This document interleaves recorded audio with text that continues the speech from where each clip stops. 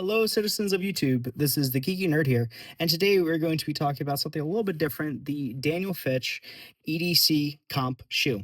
Before I begin, though, I'd like to send a big thank you out to everyone who has liked, commented, and subscribed on the previous videos. I always appreciate it and always enjoy talking to you guys.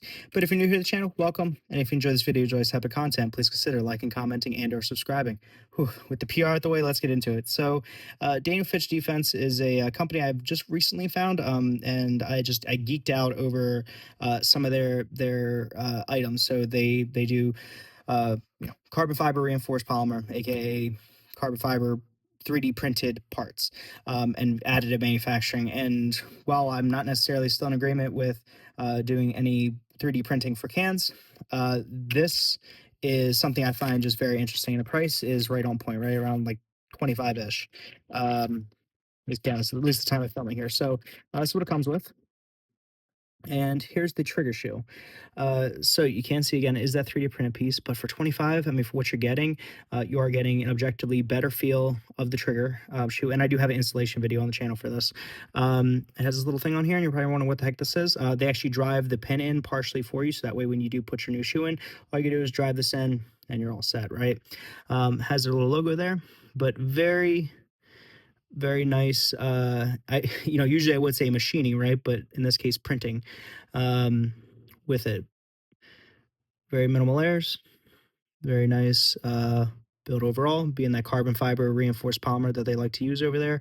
I have no concerns about the wearing of it, the strength of it.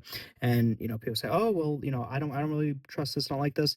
Again, for something like this, it's perfectly fine. And also, guys, consider, right? Your Glock, which this is going to be going in, there's the video for this, has a polymer trigger shoe as well. Your whole freaking Glock's polymer. So it's just a different type of polymer, right? It's just not the OEM. Now, one thing I will say, though, this is just a general statement.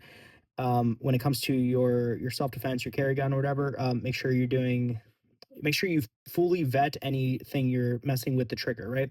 Daniel Fitch, they do have a good statement on their website.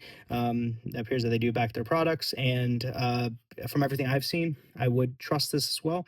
But your mileage may vary, and some people say don't even touch the trigger. I kind of fall into that camp unless you have multiple different firearms, unless you're well equipped and understand all the various functions. Then for the novice, that's just looking to pimp their gun, pimp my ride.